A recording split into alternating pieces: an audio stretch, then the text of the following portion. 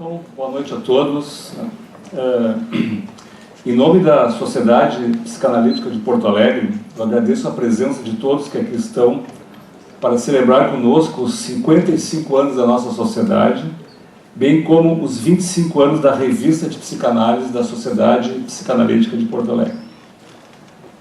Aniversários são como paradas em longas viagens, nas quais temos a oportunidade de constatar o trecho já percorrido e, ao mesmo tempo, olhar para o caminho a percorrer.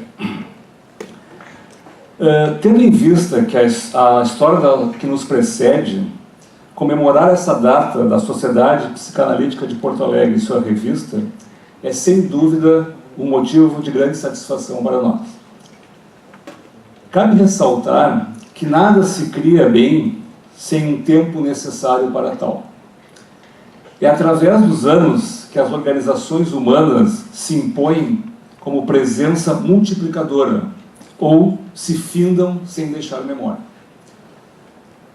E o tempo se combina com a capacidade criativa para a construção de ideias que imprimem rumos e originam um perfil grupal que se continua ao longo das gerações.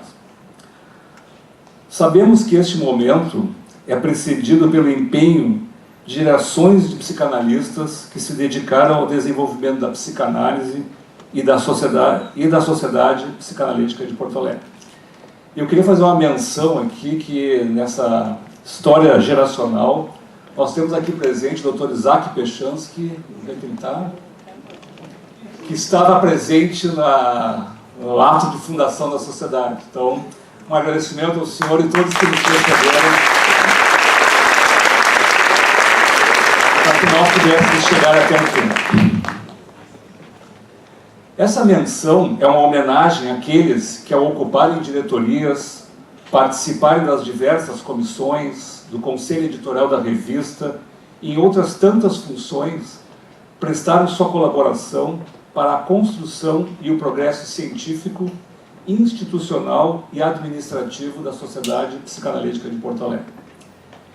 E é também uma referência e um reconhecimento especial a todos os colegas que, com sua dedicação ao exercício clínico da psicanálise, ao estudo continuado das teorias psicanalíticas, à escrita, publicação e apresentação de trabalhos científicos, à participação institucional nas entidades federadas de todos os âmbitos e às inúmeras ações junto à comunidade, contribuíram e continuam a contribuir para levar a Sociedade Psicanalítica de Porto Alegre a ocupar uma posição de destaque nos cenários local, nacional e internacional. E para além de sua inserção nos cenários psicanalíticos, a Sociedade Psicanalítica de Porto Alegre tem se caracterizado por suas ações para a difusão da psicanálise no âmbito da comunidade e da cultura de nossa cidade e do nosso estado, e do nosso país também. Seguindo o exemplo de Freud, que não somente trouxe novos recursos aos escassos meios de tratamento vigentes em sua época, como também contribuiu com um arcabouço teórico para pensar o mundo em transformação, a Sociedade Psicanalítica de Porto Alegre tem buscado colaborar com o movimento psicanalítico, tanto em seu aspecto primordial, seu objetivo terapêutico, quanto para pensar as vicissitudes por que passam as relações sociais contemporâneas, impactando nossa subjetividade. Nesse sentido, agradecemos também a todas as instituições da área cultural e assistencial, públicas e privadas, pelo acolhimento que sempre tivemos às nossas propostas de parceria em atividades de debate e projetos para a realização de ações que promovam a saúde mental. Sentimos-nos muito gratos pelo espaço conquistado junto às comunidades porto-alegrense e gaúcha ao longo destes 55 anos de nossa existência. E o que pensar sobre o caminho que temos pela frente? Considerações sobre o futuro são necessariamente calcadas mais na esperança do que em certezas. Assim, esperamos que a Sociedade Psicanalítica de Porto Alegre possa continuar sua trajetória como polo de difusão da psicanálise e de formação de novas gerações de psicanalistas, contando sempre com a parceria das comunidades com as quais nos acostumamos a trocar experiências e conhecimento. E esperamos também que no caminho a percorrer, continuemos a seguir o exemplo que nos legou Sigmund Freud, a empolgação com a psicanálise, a manutenção de nosso método terapêutico e, principalmente, o espírito aberto para aceitar mudanças e novas hipóteses que caracterizou o pensamento de Freud durante sua longa trajetória e em sua extensa obra psicanalítica. É com esse espírito aberto que desejamos a todos uma noite agradável e enriquecedora. Muito obrigado.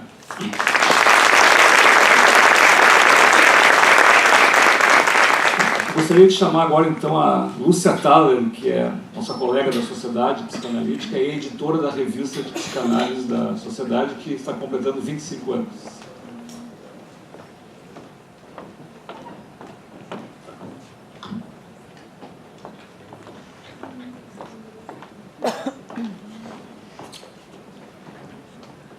Está meio alto.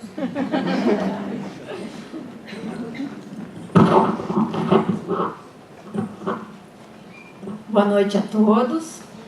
É com muito orgulho que me dirijo a todos neste momento em que comemoramos o aniversário de 55 anos de nossa querida Sociedade Psicanalítica de Porto Alegre, a SPPA, e de 25 anos de sua revista de psicanálise. Sinto-me honrada em ser eu hoje a pessoa que ocupa o cargo de editora, que me possibilita homenagear a nossa sociedade e a sua revista. Antes de mais nada, eu vou fazer alguns agradecimentos. Quero agradecer às várias diretorias que confiaram a mim essa importante tarefa. Necessário também agradecer aos editores que me precederam e que, desde a fundação da revista, em 1993, lançaram as bases que qualificam nosso periódico. Foram eles, eu vou nomeá-los para homenageá-los, os psicanalistas Mauro Gus, José Carlos Calich, César Brito, Anete Blaia Luz, Zelig Lieberman, que é hoje nosso presidente, e Tula Bisol Brum. Agradeço muito especialmente a equipe competente e incansável que compõe o conselho editorial da revista e a sua eficiente secretária, bem como a todos os colegas, funcionários e colaboradores que ao longo desses 25 anos fizeram parte da equipe editorial e ofereceram sua contribuição para que a revista seja hoje um dos importantes veículos de transmissão do conhecimento psicanalítico em nosso país. E preciso, igualmente, agradecer a todos os colegas que têm enviado seus artigos científicos e aos que realizam conosco a seleção dos artigos para publicação. A revista de psicanálise nasceu a partir do sonho e determinação de nossos pioneiros, os quais cumpriram o objetivo de dar voz e visibilidade à psicanálise que é ensinada e praticada na nossa sociedade. Desde o início, a revista vem recebendo artigos de colegas daqui e de psicanalistas das mais variadas nacionalidades, tendo um alcance que supera as limitações de idioma. Nossa linha editorial sempre foi de pluralismo científico e de diálogo com as variadas teorias psicanalíticas, desde que aplicadas com ética e seriedade científica. Queremos também dizer para aqueles que aqui estão e que, por não serem da nossa área, desconhecem a revista, que ela tem por objetivo divulgar a psicanálise enquanto método de tratamento clínico, mas que a SPPA e a sua revista têm também como missão dialogar com a comunidade e com a cultura, como, aliás, estamos fazendo hoje. Desejamos conversar com nossos pares, mas igualmente com nossas comunidades. Nesse sentido, a revista sempre procurou prestigiar e formar parcerias com órgãos representativos da sociedade ampla, criando atividades de intersecção da psicanálise com a cultura, como, por exemplo, as que realizamos anualmente por ocasião da Feira do Livro de Porto Alegre. Buscamos igualmente organizar e publicar em números temáticos ou sessões especiais atividades que a SPPA promove, como simpósios, ciclos de estudos, entrevistas e outros.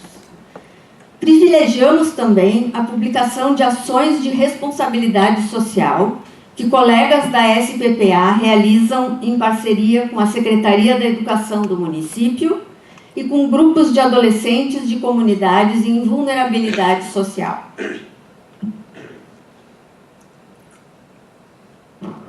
Pensamos que esse conjunto de tarefas possibilita o cumprimento do fundamental papel de colaborar para a evolução do conhecimento e promoção da saúde e do bem-estar individual e social. A revista de psicanálise da SPPA considera que é de sua responsabilidade divulgar a psicanálise que praticamos, aquela que estimula o pensamento e a compreensão das motivações humanas em sua complexidade, sem fáceis e falsos maniqueísmos que proliferam especialmente em momentos de tensão como os que vivemos atualmente em nosso país. Da mesma forma, uma psicanálise que busca, para dentro e para fora de nossos consultórios, o alcance dos importantes valores do humanismo, da verdade, da liberdade de ser o que se é, da tolerância com as diferenças e da consideração com os demais. Muito obrigada a todos, muito obrigada e parabéns, SPPA.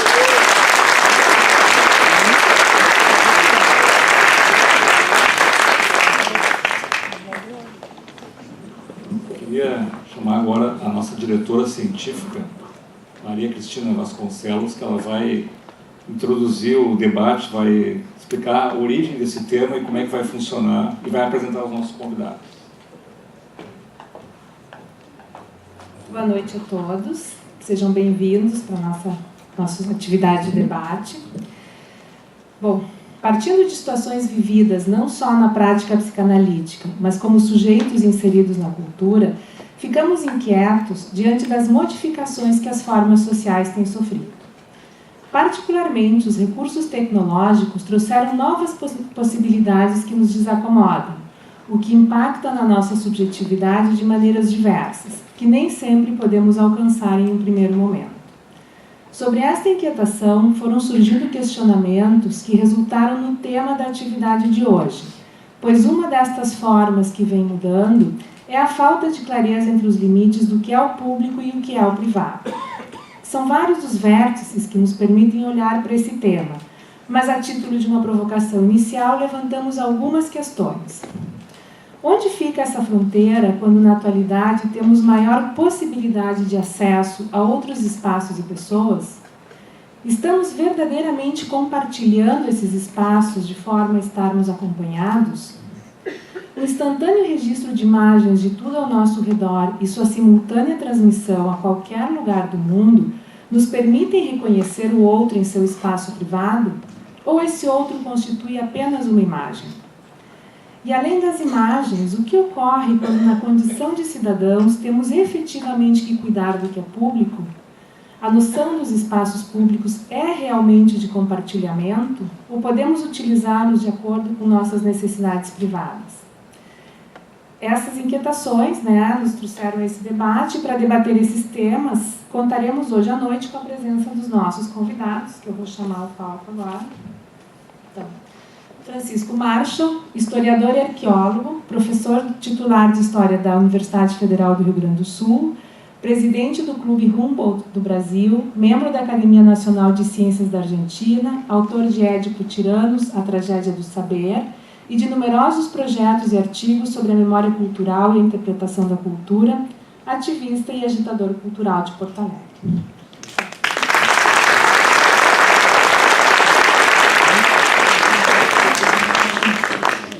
José Roberto Goldin, biólogo, doutor em medicina, chefe do Serviço de Bioética do Hospital de Clínicas de Porto Alegre, professor da Faculdade de Medicina da Universidade Federal do Rio Grande do Sul, professor e coordenador do Núcleo de Ética e Bioética da Escola de Medicina da Pontifícia Universidade Católica do Rio Grande do Sul.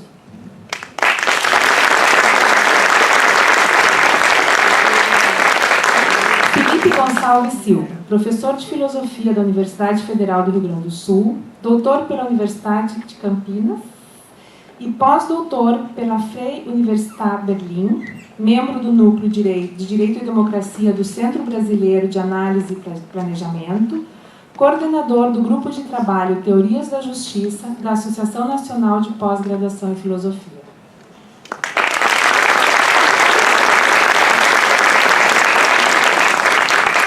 Cláudio Narcís Iric, psicanalista, professor emérito da Universidade Federal do Rio Grande do Sul, ex-presidente da Sociedade Psicanalítica de Porto Alegre e da Associação Psicanalítica Internacional, autor de livros, capítulos e trabalhos sobre a formação e a técnica analítica e a realidade da psicanálise com a cultura.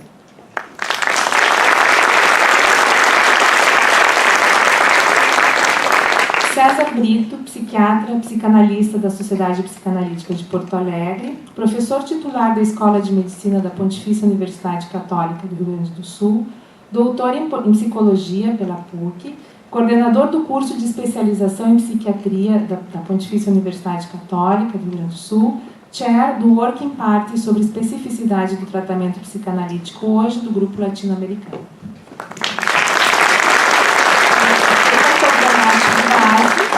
É o presidente da nossa sociedade, Zé Gliberman, e depois da atividade eu quero convidar a todos, a gente vai fazer um rápido coquetel na saída para celebrar então o aniversário. Um bom debate.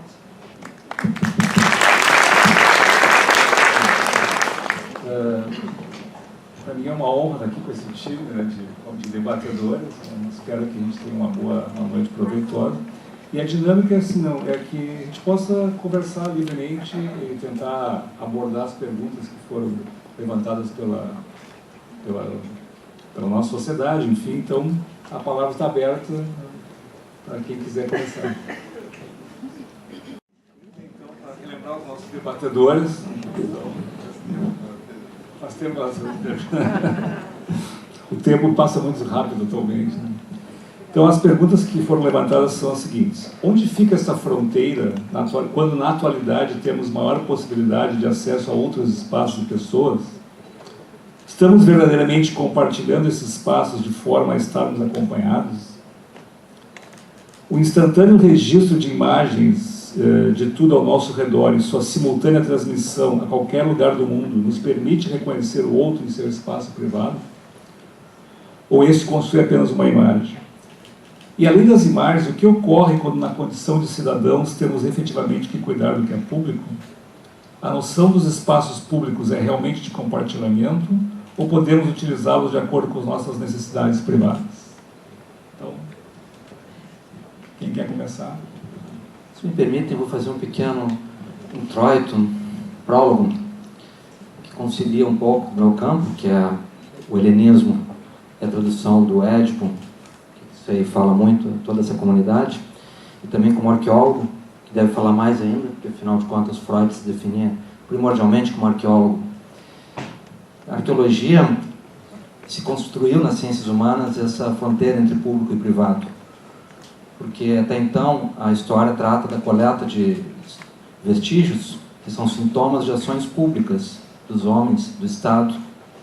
Mas com o advento de uma ciência capaz de perscrutar o que foi abandonado e que levava ao contato com ambientes de vida que não foram editados, que não foram selecionados, se começou o convívio analítico com o mundo efetivamente privado, das habitações, da intimidade, dos comportamentos não declarados, mas realizados. O que, claro, é muito rico como visão de uma sintomática cultural. E desde então, para a arqueologia, claro, todos os achados são muito bem-vindos, mas há dois que se destacam. O primeiro, os sepultamentos, naturalmente, porque ali é uma visão complexa de vida e morte, o sagrado e o histórico, o que tem valor, onde a confissão de imaginários complexos, né? grande investimento de valor, logo arte sofisticada. Então, quando o arqueólogo encontra um sepultamento, é champanhe estourando na certa. Exceto em algumas nações onde é tabu encontrar sepultamentos. É o caso de Israel. O segundo achado valioso, talvez mais valioso, é o lixo. O lixo. Porque no lixo está exatamente aquilo que foi descartado, ou abandonado, ou resultado de um acidente, varreu a casa, jogou fora. Mas aquele fragmento, aquele pequeno traço, é parte de um conjunto de conexões culturais ao desafio da restauração do fragmento na condição de símbolo a algo que o complementa e a algo que o transporta também.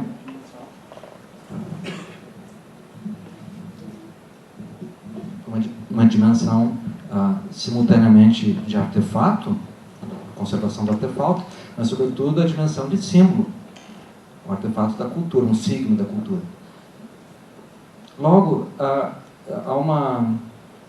a partir disso um universo que se descortinou e que Freud não conheceu, porque Freud buscou na arqueologia o que lhe interessava no estudo da mente humana, como removendo muitas camadas se chega a um tesouro de símbolos que explicam o fundamento da condição humana. E ele o fazia examinando a arqueologia mediterrânica e oriental. E, então, claro, mitos e suas formas eram prediletos. Sabemos que na Berggasse 19 era como se fosse um museu arqueológico, com uma riqueza extraordinária, consultório de Freud em Viena. Ele atendia no Kunsthistorisches Museum nas quintas-feiras, das 3 às 4, para exatamente conciliar sua prática científica com a arqueológica, mas naquela época essa leitura do mundo privado não era ainda um tema da arqueologia. Porém, aqui há um convite para que nós façamos uma ponte entre o que se constituiu na arqueologia como ciências sociais e o que se constitui na psicologia como ciência especulativa sobre a condição humana. E para isso, eu prefiro tomar uma expressão de Homero, que frequentemente, quando tem que repreender alguém por ter dito algo que não devia, ele diz assim: mas, ó Telêmaco, por que deixaste tais palavras escapar do cerco dos dentes? Então ele supõe que haja uma ação de controle, um superego dentário, ortodôntico e ortofônico, que leva as pessoas a controlar o que dizem, né? O que implica agora nós vemos essa dimensão de público e privado também como a passagem entre o universo íntimo e o universo público. Entre o universo dos afetos íntimos, dos pensamentos, das pulsões complexas que abrigamos todos e que a cultura constitui, logo faz parte como linguagem desse nosso universo, e, por outro lado, a sua passagem para a esfera pública, que é uma passagem complexa e eventualmente traumática. E quando ocorre esse rompimento do cerco dos dentes, algo ameaçador pode haver, porque exatamente ali está aquilo que precisa de algum tipo de elaboração, que o seu desencadeamento pode não ter sido responsável, autor suficiente dessa passagem da intimidade psíquica para o estado público da fala, mas mais gravemente dos comportamentos. E é nisso que eu vejo um convite a pensarmos o contexto que nós vivemos hoje, onde creio que há, como já houve em outros momentos da história, uma irrupção catastrófica de impulsões violentas da intimidade psíquica e cultural, que romperam o cerco dos dentes. Diria até que hoje, além dos dentes, está na ponta dos dedos também. Mais isso. Quem mais? Eu gostaria de continuar esse início do Chico Marshall, em primeiro lugar agradecendo o convite da SPPA e dizendo que estive fazendo as contas que desses 55 anos eu estou há 43 envolvido com a SPPA, então é um longo convívio e é realmente uma ocasião para celebrar. E eu fiquei ouvindo atentamente, como sempre leio a cada 15 dias teus artigos na Zero Hora e outro do teu livro, e eu acho que esse aspecto que tu citasse da arqueologia tem uma relação direta com a psicanálise que é a questão dos túmulos, dos funerais, dos rituais fúnebres e o lixo. Porque esses são dois elementos centrais, não só da teoria como da prática psicanalítica. Nós lidamos continuamente com os eventos passados, com as perdas, com os lutos, e o efeito disso ao longo da constituição do psiquismo. Mas nós lidamos mais do que isso, diariamente, nos nossos consultórios, com o lixo, o aparente lixo, que são as coisas deixadas ou consideradas secundárias. Nós, na verdade, podemos dizer metaforicamente que o analista é uma espécie de catador de lixo, do aparentemente descartável, inútil, ridículo, e que é ali que nós vamos buscar os significados psíquicos e as correlações internas. E eu fiquei pensando, dando sequência, e tentando aí entrar na questão do público e do privado, na figura, na pessoa do analista, do psicanalista. Porque nós somos formados e continuamos nos formando ao longo da vida para trabalhar essencialmente com o espaço privado. Eu diria que nós somos todos, de alguma forma, PhDs no espaço privado, no mundo interno, no psiquismo, nas fantasias e assim sucessivamente. E nós estamos, por outro lado, eu diria, citando Mário Quintana, que uma ocasião, ironicamente, disse que nada entendia da questão social, só era parte dela. E a outra ideia que me veio é que o Freud, numa determinada ocasião, na psicologia das massas, falou que não existe psicologia individual e psicologia grupal, porque toda psicologia individual tem uma dimensão grupal, tem uma dimensão social, da trama das relações que nós estabelecemos desde o início das nossas vidas. Então, eu diria que o psicanalista é uma figura treinada, acostumada e educada para lidar com o espaço privado, que é o nosso locus de movimentação por excelência, mas ao mesmo tempo é um cidadão do mundo e ao mesmo tempo está no espaço público. E eu acho que essa dialética entre o público e o privado e os seus limites é um dos desafios contemporâneos, porque não há nenhuma possibilidade de ficar, como em outras épocas se falava, na Torre de Marfim. Os psicanalistas estão nas universidades, nas escolas, na educação, na saúde pública, na polis, participando desse debate e participando dos momentos históricos como esse que nós estamos vivendo. Então, nesse trânsito entre o público e o privado, me parece que as fronteiras não são nítidas. Há muito mais ambiguidade, há muito mais overlappings, ou seja, como é que se diz? Justaposições. Me lembrei do técnico de futebol que falava dos overlappings. E eu penso que aqui é um desafio interessante. Se nós vamos olhar, por exemplo, o que acontece nos consultórios psicanalíticos de hoje, a nossa prática tradicional, apenas pela palavra, sofreu um acréscimo.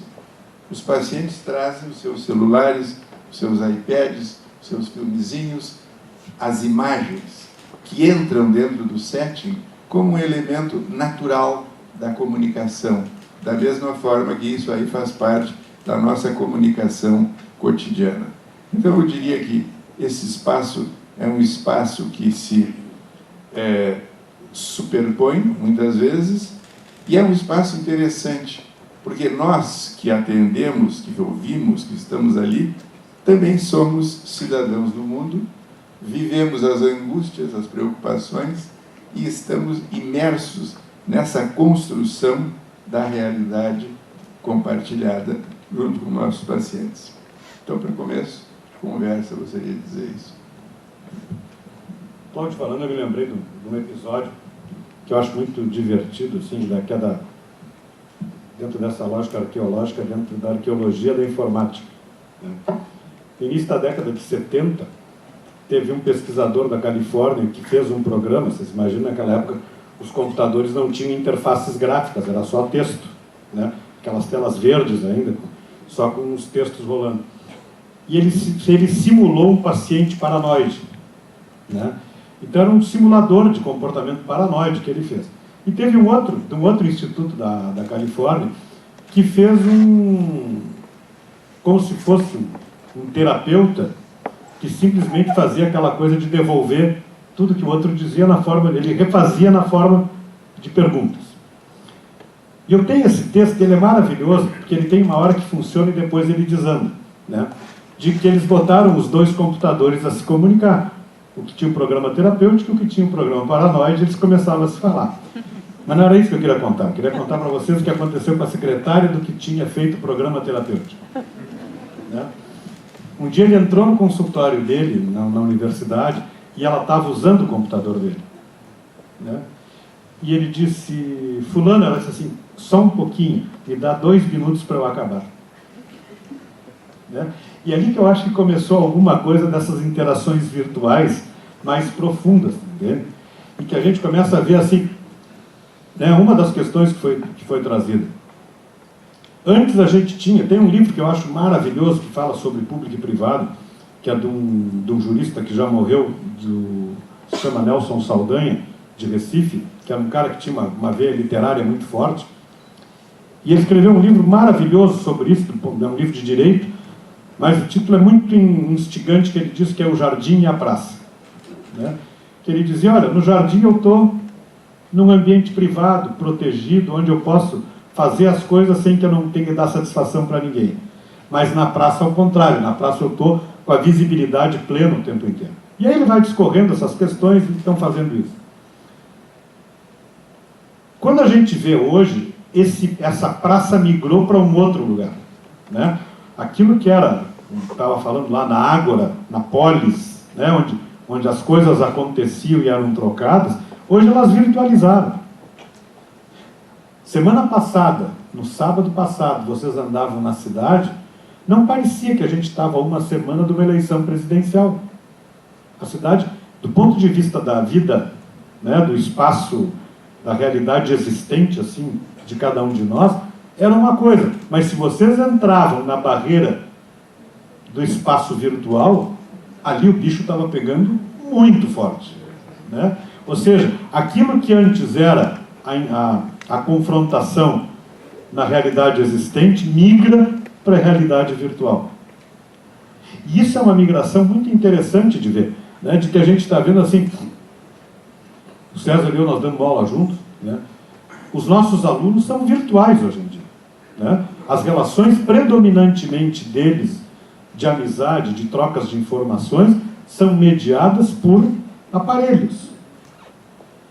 E quando eles entram num confronto de terem, por exemplo, que começar dentro do curso de medicina, a ir para dentro do hospital, para dentro de um posto de saúde, e começar a ter que enfrentar a realidade e encontrar alguém do outro lado que está sofrendo, mas não é um sofrimento virtual, mas é um sofrimento escancarado na frente deles, é aquele olhar que pede socorro, é aquele olhar que intimida pelo sofrimento que está passando para aquela pessoa, é aquela pessoa que tem cheiro, porque no mundo virtual não tem cheiro, né?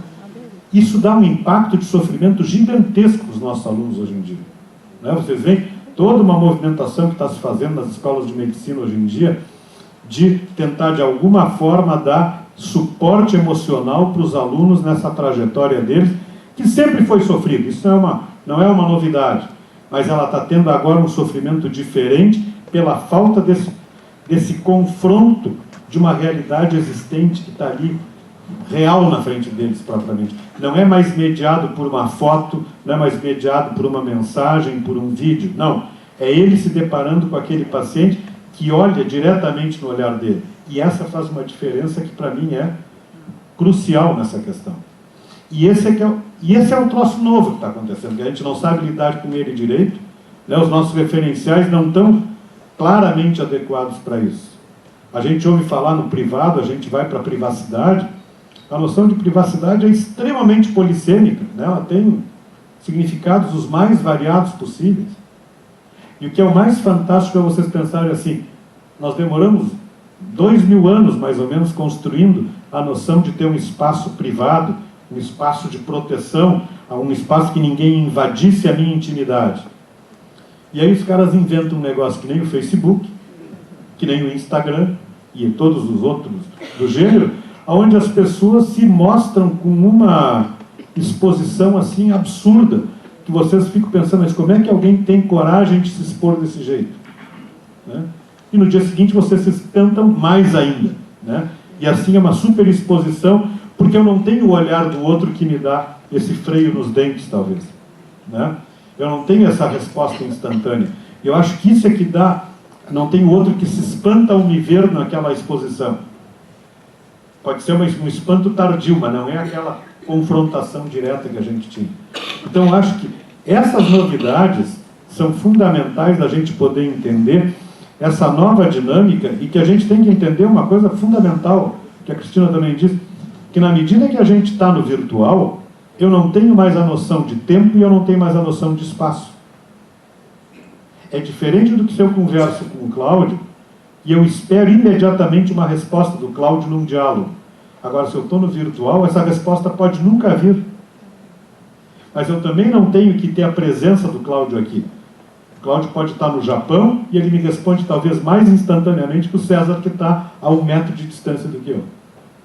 Ou seja, são novas fronteiras que a gente conseguiu construir e desconstruir, que estão afetando as relações de uma maneira que a gente ainda não soube claramente se apropriar dessa nova realidade que a gente está.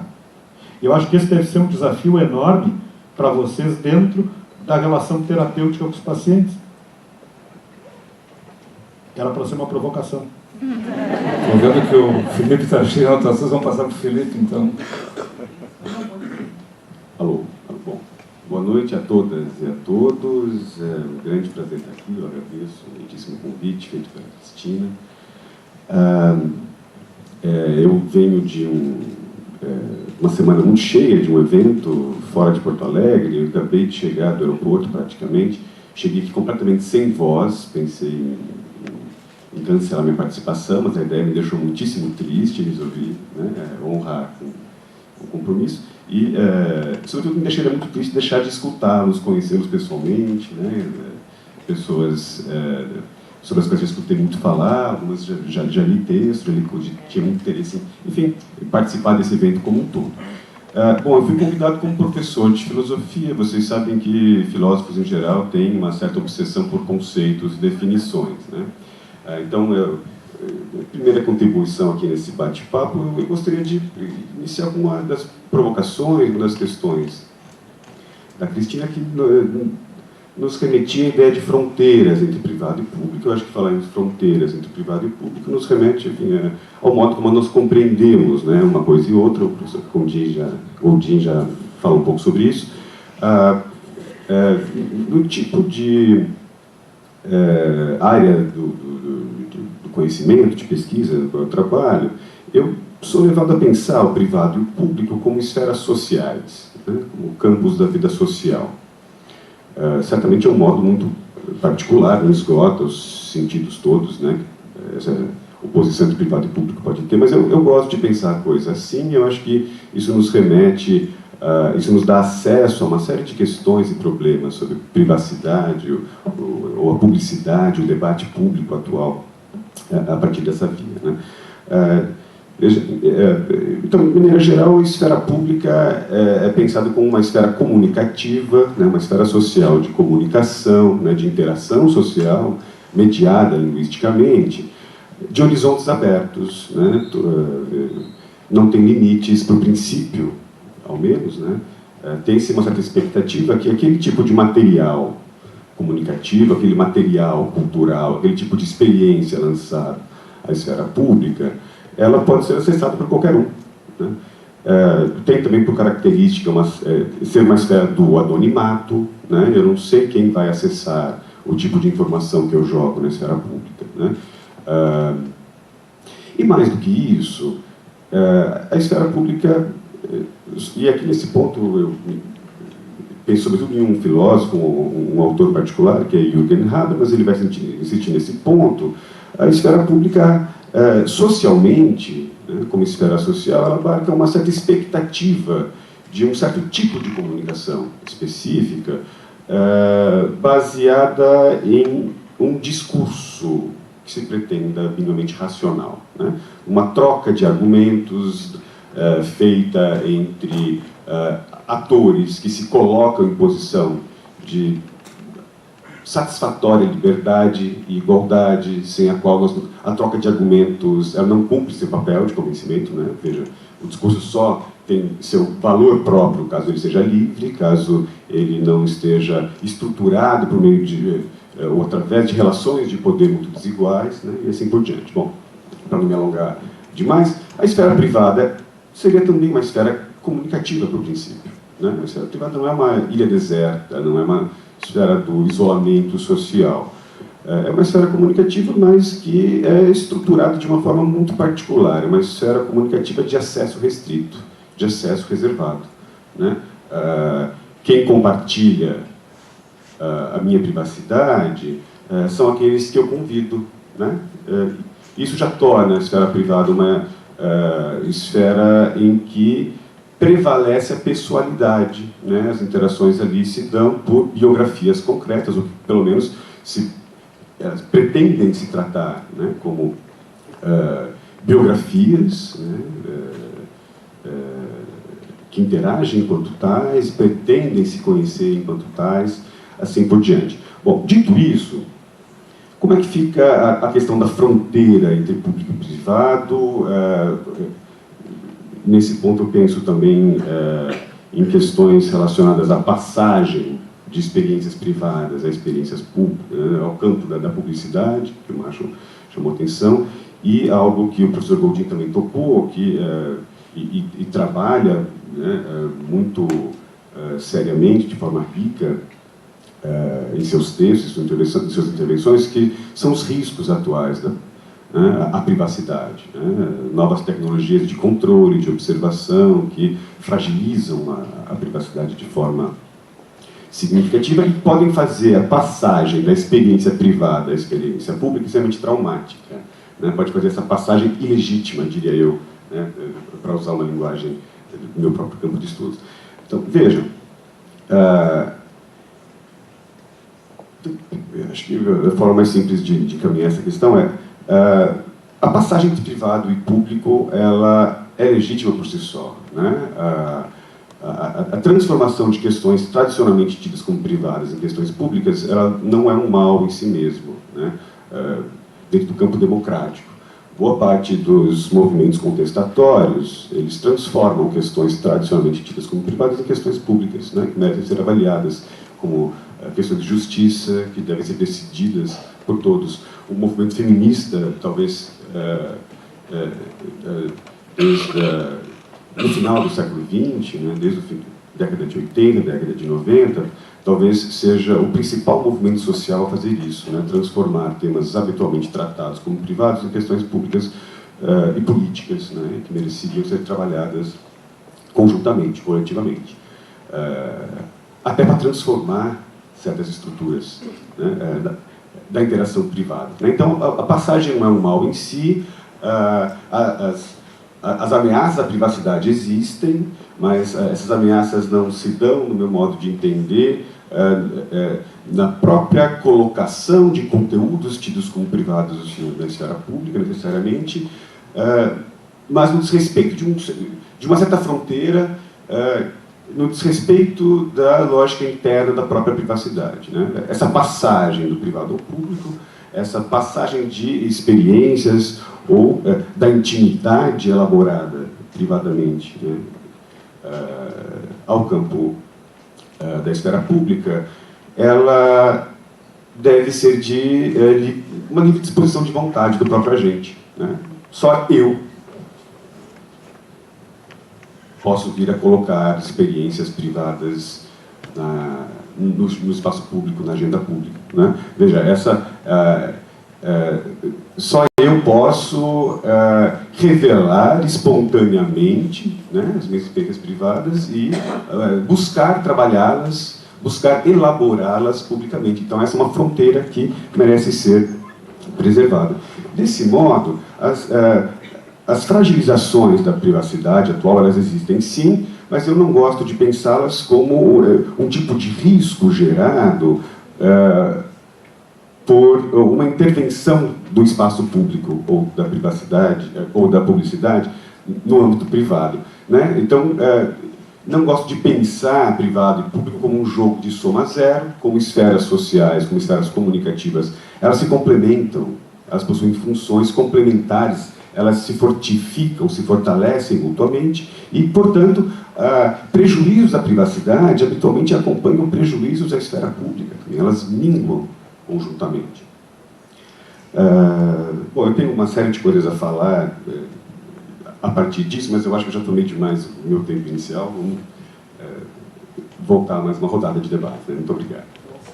César, bom, também, primeiramente, agradecer à Sociedade Psicanalítica, em nome do Zélio, e de toda a diretoria, a Lúcia, em nome da revista, pelo convite, e a comissão científica por estar aqui também partilhando com vocês desse momento, e particularmente para mim é uma honra, porque participar da Sociedade Psicanalítica ajuda muito no privado e no social, né?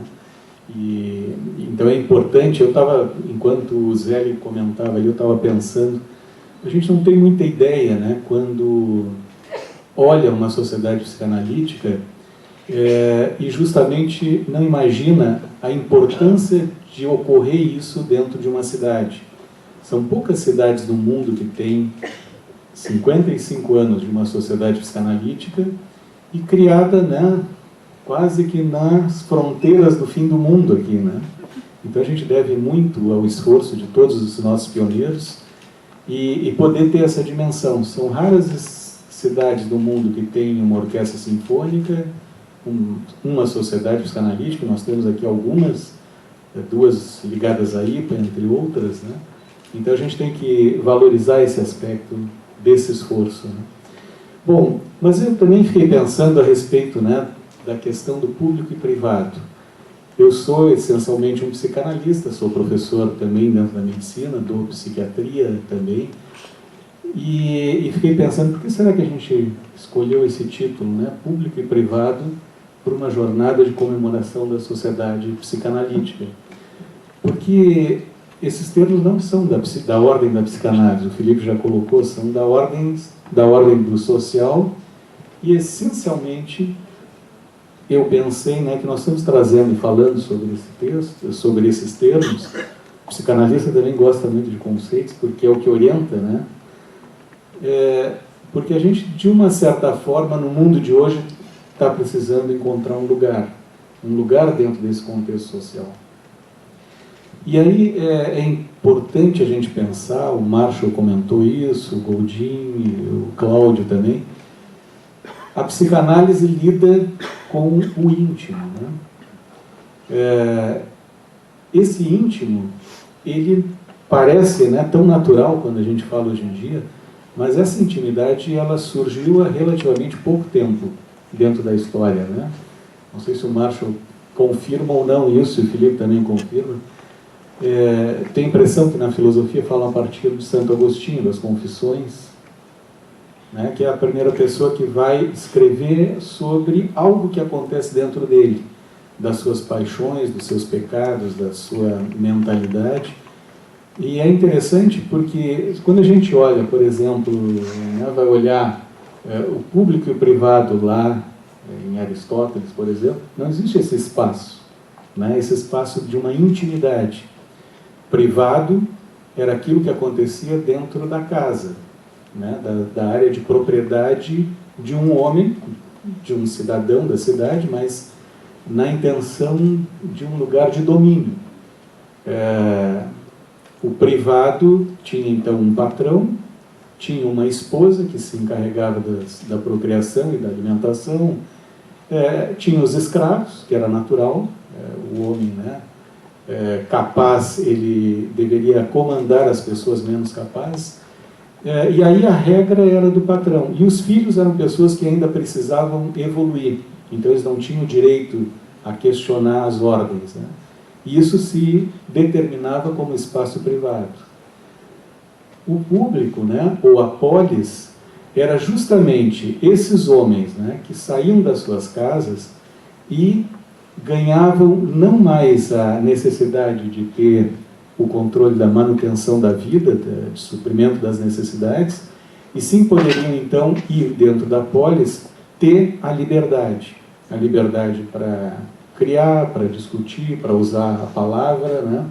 E para também fazer a arte e observar. Então ele estava, esse seria um homem feliz, né? Dentro do senso de justiça, como o Felipe comentou. Bom, nesse espaço, né, de transição não existe o termo intimidade, existe uma privacidade pública. A partir daí, eu acho que o Freud às vezes eu penso no Freud como uma espécie de pivô de toda essa confusão social que a gente tem, porque o Freud, ele não só vai pegar o que uma pessoa faria a partir de Agostinho, né, das confissões, mas ele vai começar a descobrir numa relação dentro de um espaço privado, aonde ele vai ampliar a escuta para o que é da ordem do íntimo. E mais, vai autorizar que as pessoas falem dessa intimidade. E ao estabelecer isso, ele vai descobrindo uma coisa muito interessante. Entre o público e o privado, aquilo que o Cláudio comentou sobre a psicologia individual e a psicologia social. O que faz um psicanalista hoje em dia a partir desse desenvolvimento freudiano e hoje em dia com todas as evoluções, né, de conhecimento que a gente tem? A gente escuta alguém. E a psicanálise só existe a partir de alguém que fala e de alguém que escuta. Alguém que pensa como Santo Agostinho não está fazendo psicanálise. Por mais que a gente possa pensar uma evolução do conceito do Freud a partir da noção de que o ser humano ele tem uma dimensão da sua personalidade que serve como um observador. Então, portanto, a própria pessoa poderia ter essa duplicidade, mas há necessidade sempre do outro. E aí eu penso um pouco como o Felipe, né, colocou, e a imagem que me vem, se vocês imaginarem uma fita, né, chata, como uma tira de, sei lá, de presente, né, uma fita larga, se a gente fechar as duas pontas, nós vamos ter um círculo onde é bem nítido o dentro, a face de fora e a face de dentro. Mas se a gente fizer uma inversão dos dois polos, como a gente chama a fita de Möbius, se tu observar, se passar o dedo pela face externa, imagina assim, aquele símbolo do infinito deitado, né? Se tu passares o dedo pela parte externa, vai chegar um momento que tu está passando o dedo pela parte interna. Então eu vejo que essa tensão, justamente que a gente fala conceitualmente de público e privado, ela é como essa fita de Möbius. E está lá na psicanálise, na intimidade. A constituição de uma personalidade, ela surge a partir desse encontro. Primeiro, né, com a própria mãe, e nos subterrâneos, como o Marshall comentou, com toda a história de uma humanidade. As famosas fantasias, né, arcaicas. Está lá, e de uma certa maneira isso vai dando a nossa humanidade. O que eu acho interessante é que na época atual, e talvez sempre tenha sido assim, existe uma relação de tensão entre o público e o privado, e muito mais o íntimo. Por vezes, o Aristóteles diz, né, a polis, ou seja, aquilo que é o benefício, né, o bem e a justiça, para um homem que participa da polis, ele necessariamente, ao voltar para a privacidade, ele está carregando esses conceitos. Então, possivelmente aquela casa vai ter justiça, né, vai ter o caminho do bem. Só que ele diz uma coisa, nem todas as cidades são polis. Um pouco vocês estavam comentando agora, acho que o Felipe estava comentando isso. Algumas, elas passam a ser em benefício privado. Então, uma pessoa, um imperador, um rei, que toma posse dessa polis, pensando no bem próprio ou da sua própria necessidade, ele degrada a noção de polis. O que acontece hoje em dia, né? Muito claramente essa tensão entre o público e o privado, e que, para nós, analistas, invade a privacidade. Por exemplo, o que acontece dentro de uma sessão de análise é da ordem da intimidade. Ela não é publicável. No entanto, nós, como psicanalistas, precisamos, a Lúcia sabe bem disso, né? Nós precisamos publicar. Essa experiência que, em tese, seria íntima, né? E o Goldin é o nosso responsável, volta e meia a gente pergunta para ele o que fazer. Se nós precisamos publicar para que a cultura valide esse tipo de conhecimento, nós não podemos revelar o que é da ordem da privacidade íntima.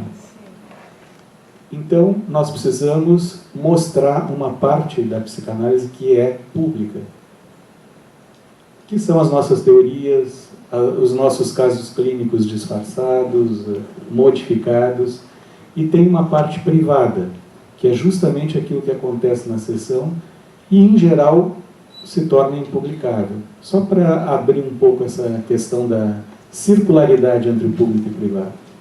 Queria trazer uma questão que eu estava ouvindo todos vocês e, de alguma forma, de um jeito ou de outro, todos vocês tocaram na questão do público e privado, a questão da tensão entre o público e o privado e um elemento associado que é a questão da intimidade. E eu queria, a partir de um aspecto que o Felipe levantou, assim, a passagem do privado para o público vai estar muito ligada ao desejo, à vontade do sujeito de expor a sua privacidade ao público. Isso foi o que eu entendi. Então, eu queria partir dessa ideia comum da privacidade, da privacidade e dessa ideia do sujeito, o poder, porque eu vou partir a partir de uma notícia que eu li esses dias no jornal, que me chamou a atenção, até pensando no debate que a gente ia ter aqui, de uma escola que colocou câmeras de segurança dentro da sala de aula. Hã? Não entendi. Eu nem sabia. Não, eu sabia que tinha nos corredores, agora, dentro da sala de aula, eu não sabia, né? Pelo menos eu fiquei sabendo no jornal. Digamos que o gravador, o sujeito traz o seu próprio... Agora, me impactou aquela imagem, aquela notícia da escola que voltou dentro de uma sala de aula, né, que não também é um grau de intimidade, de privacidade, a relação entre o professor e o aluno. E eu fiquei pensando, o primeiro impacto foi assim, a primeira reação foi ter um impacto quanto a isso, e aí eu fiquei lendo, os professores estavam reclamando, enfim, da ingerência disso, e aí a escola e os pais justificando por questões de segurança, enfim, e tal.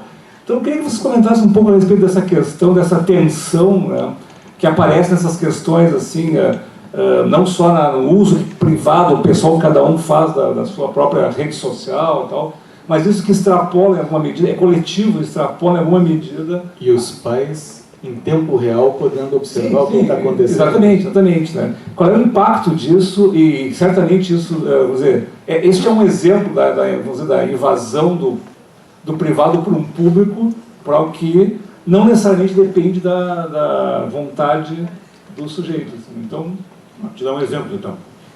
Tem um caso que eu acho muito paradigmático disso aí, que foi daquela... Ela era uma poetisa norte-americana, a Annie Sexton, não sei se vocês conhecem esse caso da biografia dela, que ela fez terapia durante, eu não me lembro se foram 9 ou 11 anos, uma coisa assim. E ela tinha uma relação péssima com a filha dela, né? E quando ela morreu, a filha resolveu contratar um escritor para escrever uma biografia da mãe.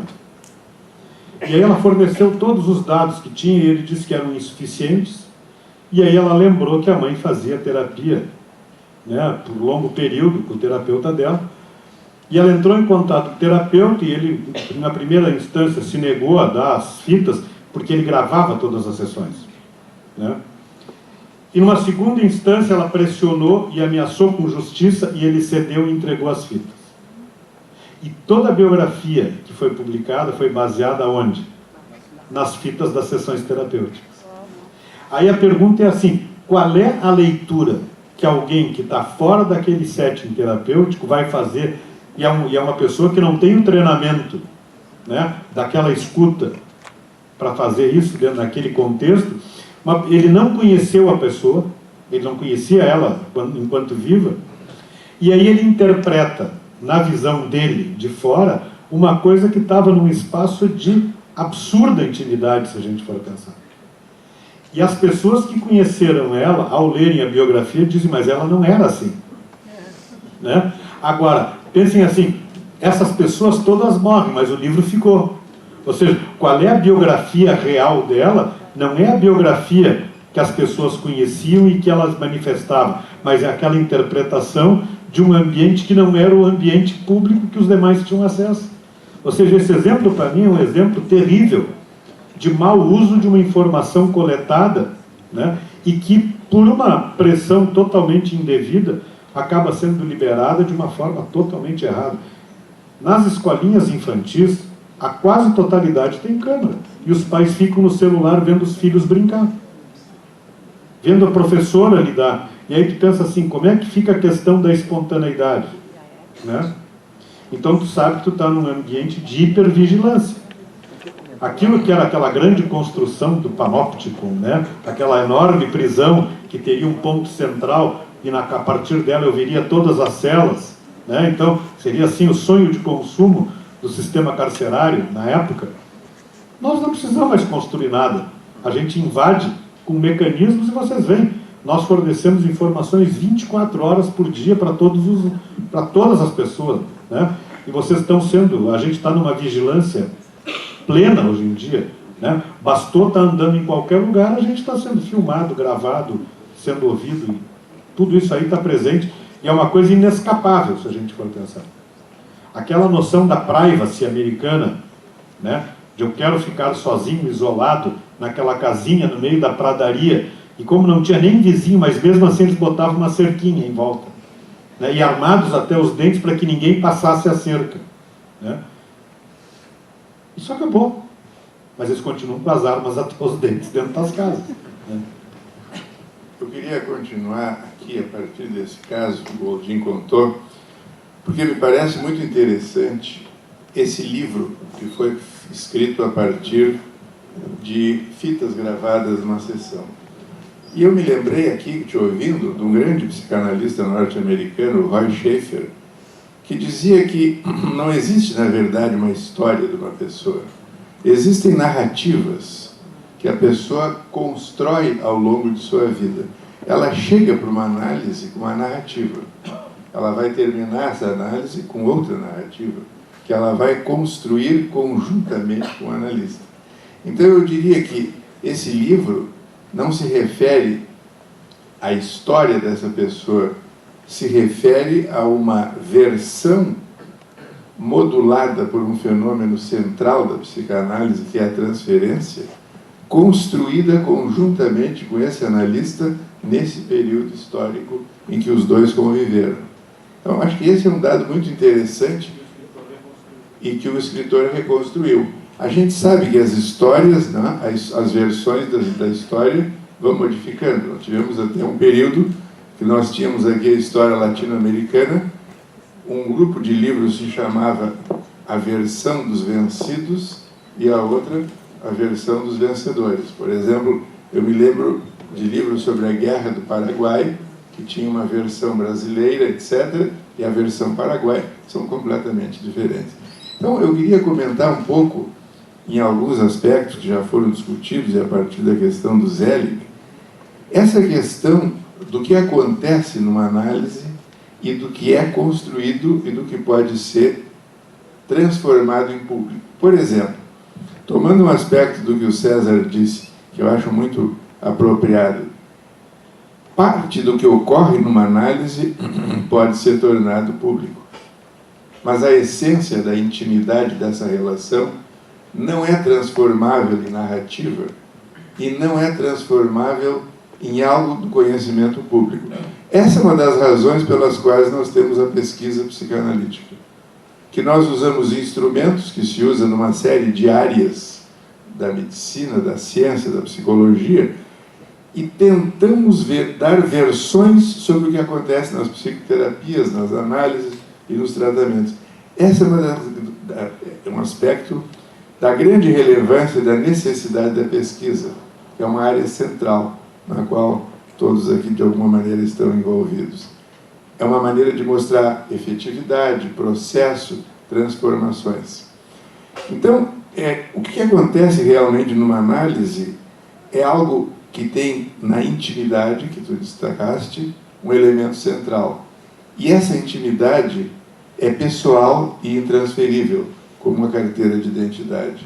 Mesmo que no início da psicanálise houvesse uma coisa chamada anonimato do analista, que hoje é uma ideia ridícula, porque ninguém mais pode ser anônimo, basta entrar no Google e a pessoa... Tem até pacientes que, antes de procurar o analista, fazem uma googleagem e fazem uma pesquisa de mercado e escolhem aquele que, na sua opinião, vai ser mais assim, mais assado. Até dá para fazer uma pesquisa ideológica.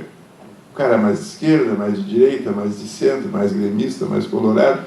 Certamente uma análise que começa assim é problemática, mas de qualquer maneira existe. Então eu penso que um desafio contemporâneo justamente e essa é uma área que a psicanálise está pesquisando muito, por exemplo, os grandes analistas contemporâneos, tipo Green, Laplanche, Ogden, Ferro, eles estão exatamente examinando a interação entre a mente do analista e a mente do paciente.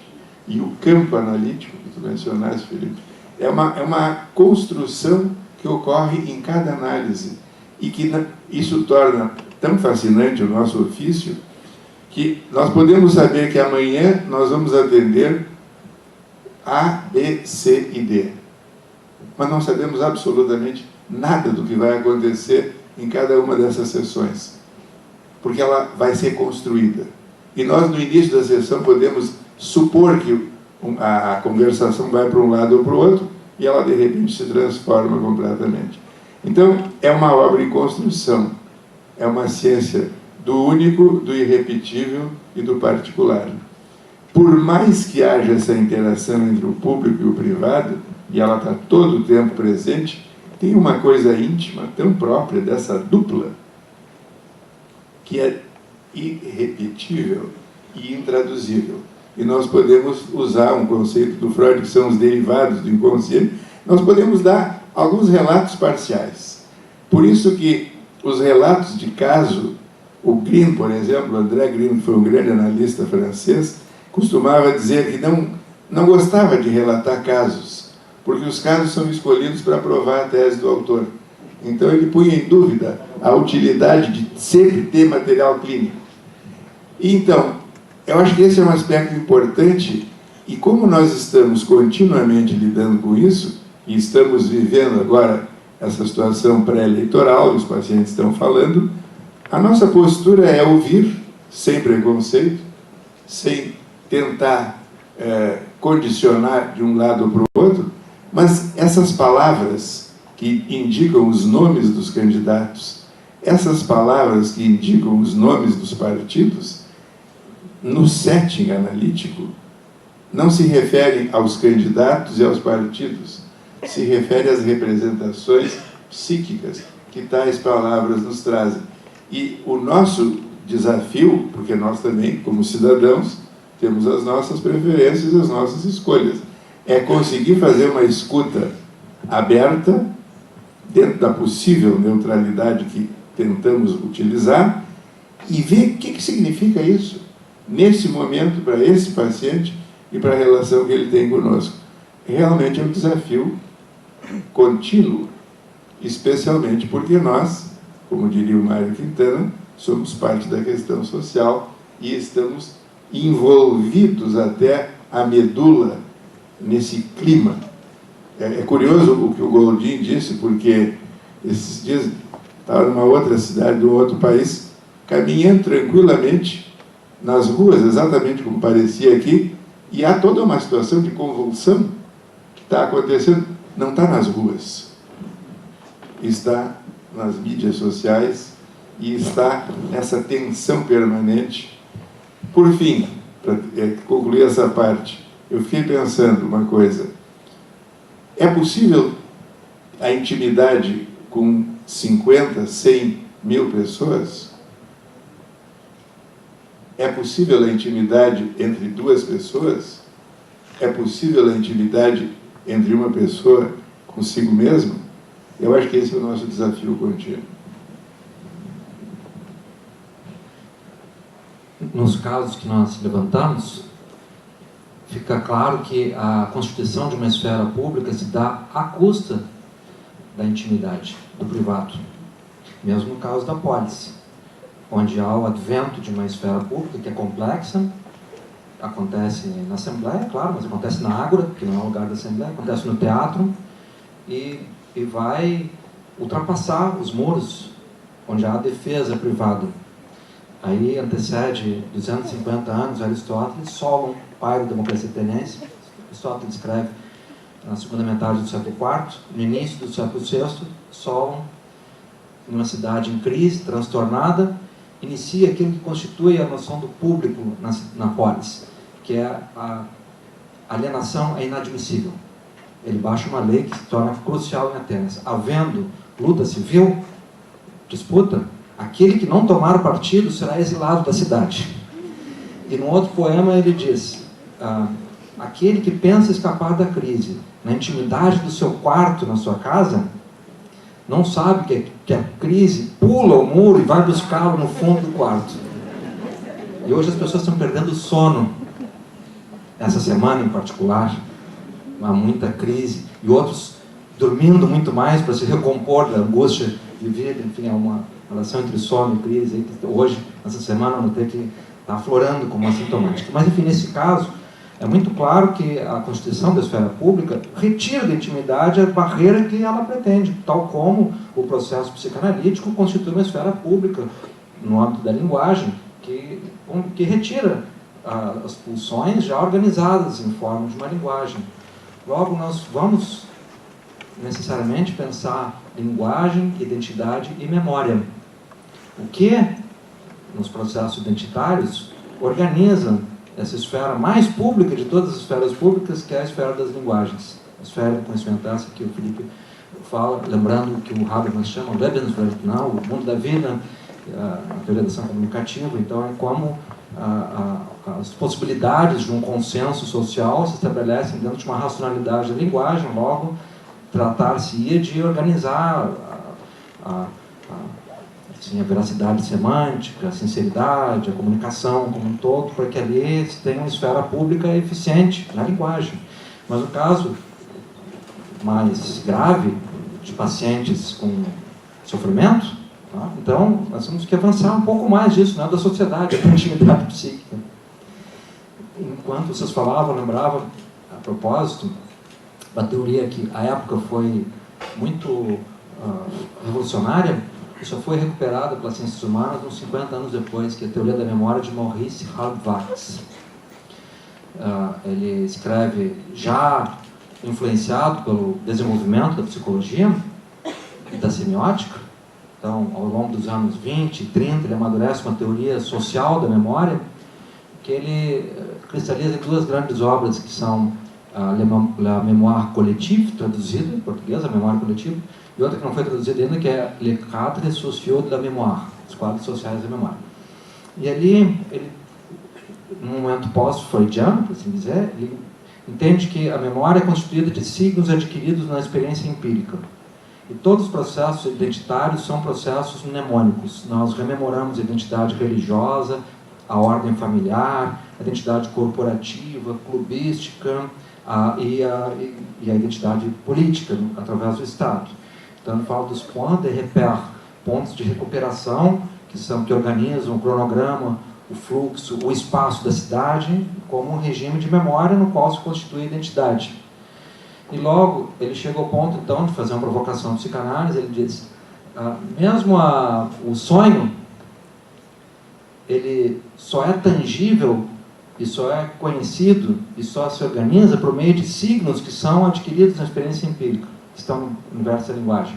Mesmo que a pulsão, ou seja, que a sintaxe onírica produza relações complexas, reveladoras, e ali entra essa habilidade maêutica e xamânica do psicanalista, de poder avançar num universo que transcende a intencionalidade, enfim, mas ela é expressa, ela é constituída no âmbito da linguagem. E nisso, o mundo em que nós vivemos hoje, de uma civilização oculocêntrica, então isso que vocês estão reportando, que os analisandos levam a imagem coletada, enfim, pega uma pós-imagem, que não é a imagem que moveu a história da cultura, que é a imagem que chegou a Freud, que é uma imagem hierarquizada pela primazia do símbolo. Não, porque nós temos uma imagem que escapa a isso e que vai se constituir numa nova iconosfera que ainda não foi regulada pela primazia do símbolo, que está exposta a uma vida cotidiana, aberta, complexa, que pega todos um pouco desguarnecidos de consistência cognitiva para compreender a imagem, para enunciar a imagem, para decifrar a imagem, para situá-la no universo cultural. Mas, sem dúvida alguma, o que hoje preside as operações cognitivas é mais do que nunca a imagem. E essa imagem que está fora do que constituiu, por muitos séculos, do mundo antigo ao contemporâneo, uma linguagem por imagens, né, de modelos canônicos, de patosforma, né, de formas organizadas por temas, por assuntos. E, logo, temos parafernálias para isso, da semiótica, a história da arte, a psicanálise, a arqueologia, todas elas prospectam, né, esse universo das imagens. Mas, um pouco adiante dela está esse trânsito entre o público e o privado no domínio das imagens. Então, eu retomo a partir de uma pergunta colocada que você acha fundamental. Qual o efeito da observação restrita, né, na sala de aula, nos espaços privados de maneira mais ampla? Eu acho que, levando essa pergunta ao extremo, e sem exageros, a observação restrita nos leva a nada mais, nada menos que ao totalitarismo, né? Claro que existem outros componentes envolvidos, né, na construção de um regime totalitário, mas a eliminação da privacidade é fundamental, né? Nós podemos ter ditaduras políticas, por meio do controle da esfera pública, né, fim da liberdade de expressão, né, fim do regime multipartidário, assim por diante. Agora, enquanto houver esfera privada intacta, ainda existe um espaço social para resistência, né, para veiculação de experiências, de avaliações a respeito da reprodução cultural, a respeito da vida política, religiosa, que sejam contrárias à moralidade convencional, que sejam contrárias à política hegemônica, né? Então, é fundamental como essa instância de espontaneidade na qual essas ideias podem surgir, ser compartilhadas com parceiros, com parceiras que nós escolhemos, porque temos confiança neles, assim por diante. Quando você elimina isso, você elimina a possibilidade de virar o jogo da dominação política, né? Quando você elimina isso, você elimina a possibilidade de nascimento, ressurgimento de uma crítica intramundana, né? Como isso foi de fato implementado na criação de regimes totalitários, por exemplo, nós temos descrições no livro da Hannah Arendt, né, de totalitarismo, né, como que a privacidade ela é completamente eliminada, claro, por meio da restrição de direitos civis, né, por meio da violência direta, né, mortes, assassinatos, mas tem um meio estrategicamente muito eficiente na construção do totalitarismo, que é a polícia secreta, né? A polícia secreta. Quando nós passamos a ter policiais, espiões, não apenas efetivamente infiltrados, mas todos sabem que é possível que eles estejam por ali, né? Mesmo que não estejam, a gente age como se eles estivessem, né? E nesse momento a gente internaliza o controle total, a gente age sempre como se estivéssemos sendo observados. Com isso nós acabamos com a espontaneidade, com isso nós eliminamos as fontes ressurgimento, né, de críticas intramundanas, de reelaborações do próprio social, assim por diante. O Panopticon é um grande exemplo disso, né? Então, uma estrutura arquitetônica que permite que um único guarda observe todas as celas de prisioneiros, né, dispostos num esquema octagonal, e mais do que isso, o próprio guarda não consegue ser observado pelos prisioneiros. Um único guarda consegue, né, observar todos, mas ele próprio não consegue ser visto pelos prisioneiros. Né? E mesmo que o guarda não esteja ali, o oficial do controle, né, não esteja ali, os prisioneiros agem como se ele estivesse. Né?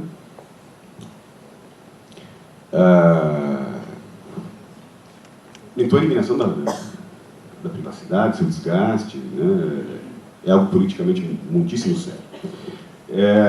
Eu, sem querer ocupar demais o tempo, eu queria falar de um outro ponto.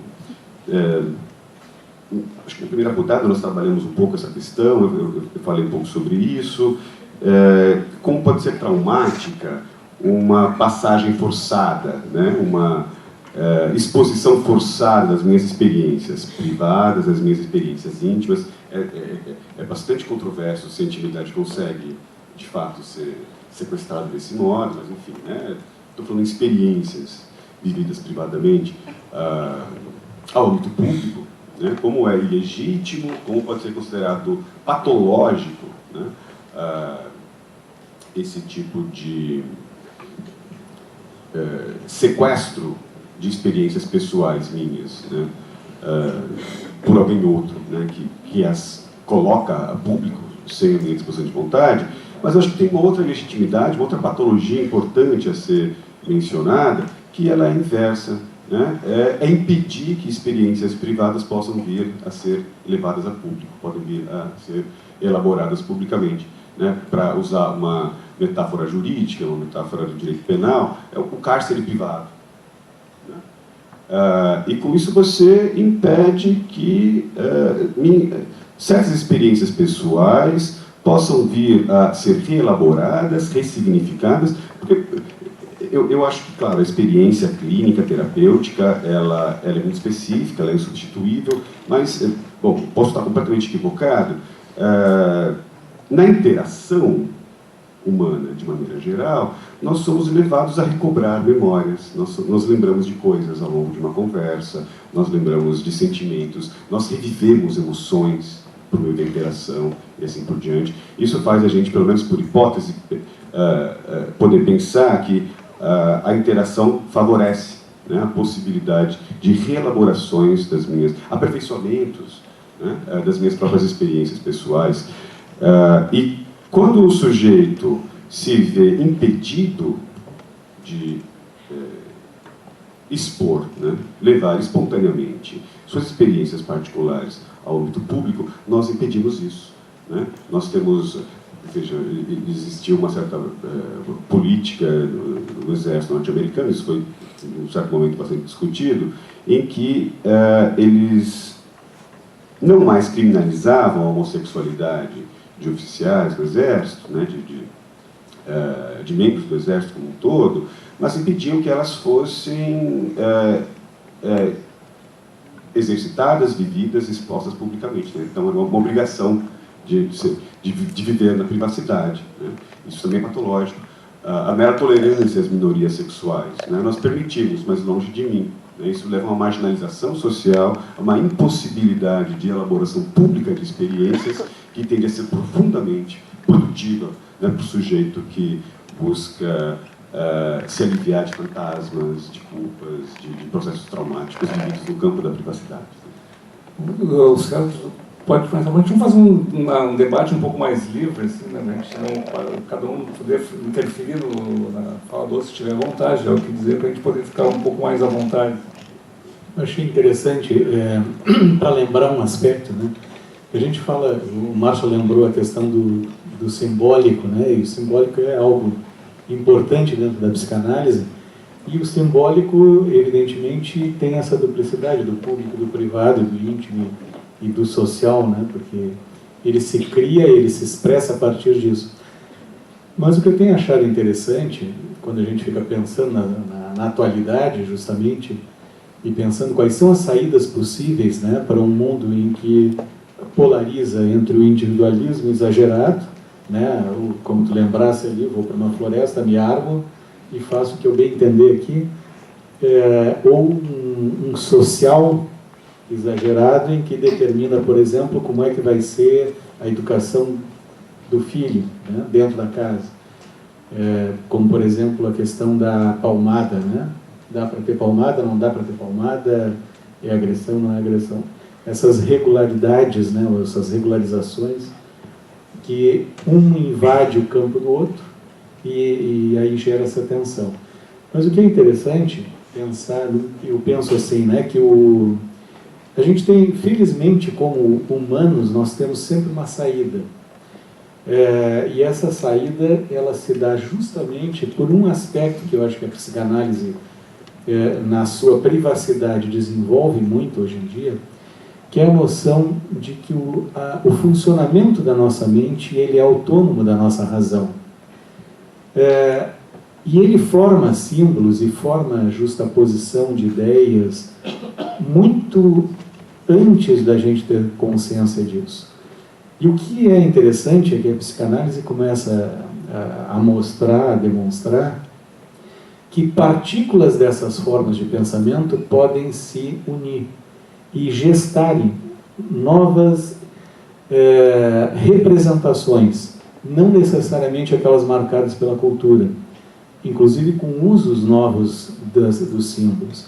Então isso é uma riqueza humana de uma potencialidade que a psicanálise e os tratamentos psicanalíticos hoje se utilizam muito disso, nesse encontro, né, do processo da dupla, a gente chama, né, do terceiro psicanalítico, entre outras nomenclaturas, que é um processo em que tanto o paciente quanto o analista, eles ficam submetidos a terem ideias que essa estrutura superior determina. A gente não é livre para pensar. E nesse espaço eu tenho achado muito importante a função da arte. Está lembrando que a Clarita está aqui, né? Que é justamente a função da arte como formas individualizadas de pensamento e de experiência emocional que são publicadas para que nos choque, para que nos force a movimentar esse nosso pensamento. Eu acho, então, quando a gente pensa, né, qual é a riqueza que a psicanálise pode trazer do íntimo para o privado, passando pelo privado para o público, é justamente enfatizar a importância desse tipo de experiência humana. Porque eu acho que é aí que a gente consegue, por exemplo, descobrir, né, como é que as pessoas sobrevivem depois de um campo de concentração, né, onde tudo foi arrasado. É interessante, dizendo que eu estou tomando um aspecto que o Marshall levantou, a questão na polis, era proibido não se alienar, vamos dizer assim, né? De certa forma, a gente vive um momento que não é proibido, provavelmente, mas a gente tem um excesso de estímulos que a gente recebe, querendo ou não querendo, né? Porque, enfim, as tecnologias estão aí, toda essa questão, e quais são as alternativas que a gente tem para aliviar isso, né? Vamos dizer, eu imagino que, embora na polis fosse proibido se alienar, mas a intensidade de estímulos era talvez mais reduzida do que o que a gente tem hoje, enfim, através da tecnologia, dessas questões da invasão da privacidade, a invasão desses ambientes, como a sala de aula, enfim, né? E levantar essa questão da arte, né, é um modo de poder elaborar essa questão, porque eu acho que a gente vive um excesso, né, em função dessa certa impossibilidade, né, E eu lembro nós temos um colega argentino que diz assim que tu preservar o mundo de fantasias, ou seja, o excesso de realidade é tóxico, né, porque ele obstaculiza a possibilidade de tu vivemos, e todos nós precisamos um pouco de viver na fantasia, né? O excesso de realidade é tóxico. Que, por um lado, a polis criou um espaço de normatividade elaborado mesmo, socialmente, memórias e finalidades e éticas, né, na esfera pública. Então, claro, numa dimensão social e política, alguns espaços da cidade, numa dimensão ritual, catártica, a tragédia grega, com a qual a gente compreende a transformação muito sofisticada da memória da vítima expiatória, que organiza o processo de purgação, que é uma tensão social que acumula violência de variados níveis, que a tragédia grega examina, e Aristóteles, algum tempo depois do fim desse ciclo artístico, né, que foi Éschilo, Sófocles e Eurípides, entendeu que aquele efeito artístico era um efeito médico, clínico, purificatório, a catarsis como purgação efetiva. Então, isso está muito forte, é muito presente na nossa história cultural. Eu creio que hoje está atuante esse síndrome do bode expiatório. Ela tem uma primazia como forma de organização simplória dos processos de expiação da violência, né? Mas nós temos especialmente um desafio que ainda não foi superado, que vai exigir um enorme esforço, que é a criação de um padrão de conduta no mundo virtual, no mundo digital. Quer dizer, nós agora estamos compreendendo que o que nós chamávamos mente humana, organizado, enfim, com a teoria da cultura, uma teoria da intimidade psíquica, como simultaneamente humana e cultural, bom, também estão aí, como Daniel Dennett fala, mente humana são 4 bilhões de girinos sem rei, em disputa. Não tem rei, não tem nada. Então, por muito tempo, a filosofia da mente, né, de Platão até a filosofia contemporânea, achou que havia um critério da ideia que organizava. Freud desmontou isso, Nietzsche desmontou isso, e a neurociência contemporânea transformou em pó, definitivamente. Há um conjunto de conexões e de pulsões muito mais complexas, orgânicas, não?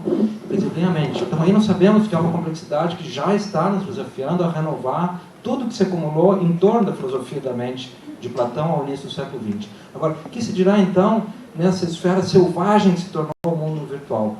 Eventualmente manipulado, como agora com esses lances da Cambridge Analytica e similares, né? Ela fechou no início desse ano, mas sabemos que essa falta de uma normatividade no meio digital não apenas expõe a um aspecto nocivo da quebra das hierarquias, a um aspecto virtuoso, que é equiparar e aproximar, mas é um aspecto nocivo, em que a sua abertura é uma manipulação. E nessa manipulação, a violência tem que estar exposta. O mundo digital não é uma ágora. Ele não tem a condição de substituir uma ágora. Nós não constituímos uma ágora digital. Nós constituímos um espaço de projeção terrível. E que hoje é fonte de um novo grau da violência.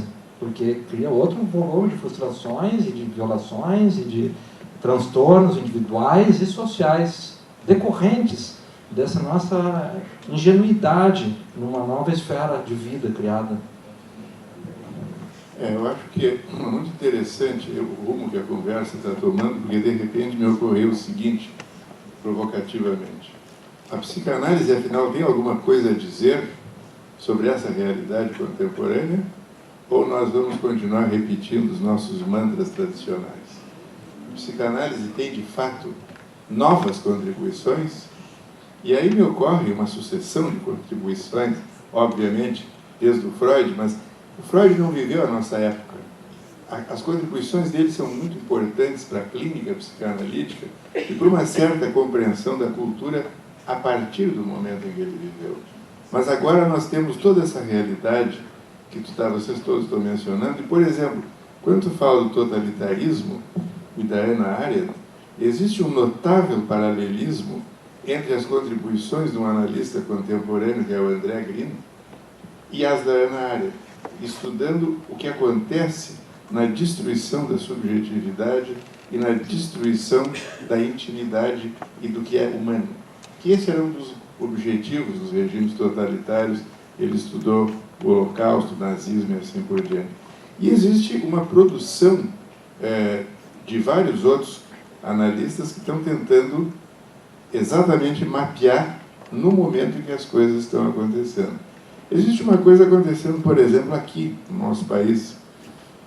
Tem uma nossa Federação Brasileira de Psicanálise tem um espaço de debate público chamado Observatório Psicanalítico, que é um espaço virtual em que os psicanalistas trocam ideias, trocam impressões do ponto de vista psicanalítico sobre os fenômenos do nosso dia contemporâneo. É um espaço interessante, porque ele é aberto, ele é democrático, há opiniões absolutamente contraditórias, há tensões, mas é uma maneira de estar no espaço público com um olhar psicanalítico, tentando analisar essa angústia que perpassa o momento histórico que nós estamos vivendo. Então, eu acho que esse é um desafio contemporâneo de acompanhar essas transformações e de ver de que maneira nós podemos estar presentes também na cena pública, não só através de ações, como já mencionei no início, escolas, universidades, etc., mas uma reflexão que nos permita entender esses fenômenos que, por exemplo, a biologia molecular avança dramaticamente e nós temos que manter esse diálogo até com vistas ao trabalho terapêutico, por exemplo, colaborativo com a psiquiatria, com a medicina e com outras áreas do conhecimento. Então, eu acho que, nesse sentido, tenho a impressão que nós estamos atentos e avançando e dialogando. Existe até uma associação internacional de neuropsicanálise, que estuda exatamente a inter-relação das neurociências com a psicanálise e uma série de outras coisas do gênero. Então, eu acho que realmente nós estamos tendo um desafio que tu falaste de uma coisa, Felipe, que eu achei muito importante, que é a questão do espaço de resistência. Eu acho que esse é o momento do espaço de resistência do pensamento independente e crítico. E a psicanálise faz parte desse movimento nacional e internacional. São espaços de resistência e que os regimes totalitários, nós sabemos, por exemplo, que a psicanálise foi proibida nos regimes totalitários, no nazismo, no fascismo, no stalinismo, todos esses lugares ditatoriais têm grandes dificuldades na Venezuela e em outros lugares do gênero. Então, eu acho que é muito importante a gente também ter essa perspectiva histórica. E, por falar em perspectiva histórica, eu vou contar um flagrante, posso dizer que é pequenamente histórico, que quando eu comecei a dar aulas na Faculdade de Medicina, no século passado, um dos professores, no milênio passado, um dos meus professores, na ocasião, que está sentado ali, o professor Isaac Pechansky, me chamou na sua sala, acho que ele não se lembra desse episódio, ele me chamou na sua sala e me disse o seguinte: olha, eu estou te observando, te conheço e tal, eu vejo que tem um cara que gosta muito de política, está sempre falando, faz favor, nas tuas aulas de psiquiatria, fala em psiquiatria, porque em cada grupo pequeno há potencialmente um informante. Fato real, Brasil, período ditatorial. E foi um conselho realmente sábio. Eu fiz um esforço para seguir, não cheguei a ser preso na ocasião, mas essas coisas acontecem. Não é só na Europa, tal, isso acontece. Ontem, conversando com um colega da USP, na arquitetura, comentei com ele, ficou espantado. Nós, na era dos ratos, que se pronuncia, talvez sintamos saudade do pau de arara e da veraneio chegando. Aquela veraneio bicolor. Porque queriam extrair um segredo mediante tortura e outros métodos horríveis, né? Agora os segredos estão aí todos públicos. Então, o que vão querer extrair? Digamos que a lista dos 30 mil começa com a letra F, de Francisco Marshall. O que vão querer extrair de mim se está tudo declarado na minha expressão pública e social? Só o deleite de realizar os atos mórbidos, tá? Só o prazer, né? Sou comunista, uma coisa assim. Então, o que constitui o novo grau de violência dentro de uma esfera pública em que o privado do segredo já sumiu, já desapareceu? O Cláudio contou esse episódio, eu me lembrei de um maravilhoso. Na época de faculdade, eu tinha um colega meu que era totalmente fora do padrão, qualquer Qualquer padrão que vocês pensaram, ele estava fora. E nós tínhamos um colega que todo, era maravilhoso. Na época da ditadura tem coisas que são assim, né, piada pronta mesmo. Que todo mundo sabia que ele era o informante da turma, né? Então ele sentava às vezes do lado dele na sala e ficava cochichando, dizendo assim: nós temos que nos cuidar. Tem algum de nós que entrega as coisas, se ele souber que vai ter a reunião amanhã, não sei o que. Ele contava as coisas para ele e no dia seguinte ele ficava se deleitando ver o pessoal chegando para uma reunião que não existia, né? Mas ele era um suicida, né? Se for pensar assim, ele se arriscava numa situação muito louca, numa situação, mas até num ambiente dessas pessoas se divertem. Talvez contigo. Acostumado com tragédia. Eu estava lendo esses dias a Orgia de Praga, do Philip Roth, em que ele conta o episódio que se passa na Tchecoslováquia, no tempo do comunismo, que um amigo chega para o outro e diz: eu devo te contar, infelizmente, que eu estou te espionando e estou fazendo relatórios semanais. E o amigo, que era um escritor, dizia assim: mas deixa eu ver esse teu relatório. Ele olhou e disse: olha, o teu tcheco é péssimo. Então eu vou te fazer uma proposta, deixa que eu escreva o meu relatório, porque eu não tenho nada para esconder, mas pelo menos eu escrevo num tcheco bonito. Então ele passou a escrever os relatórios dele.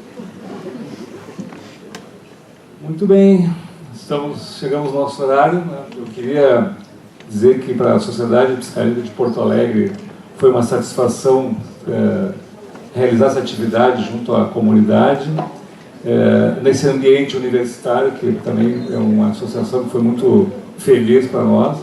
E eu queria agradecer ao César, ao Francisco, ao Felipe, Cláudio e Goldin pela disponibilidade de estar aqui debatendo esse assunto, esse tema, que a gente poderia ficar muito tempo aqui debatendo. Então, muito obrigado pela presença de todos, foi um prazer.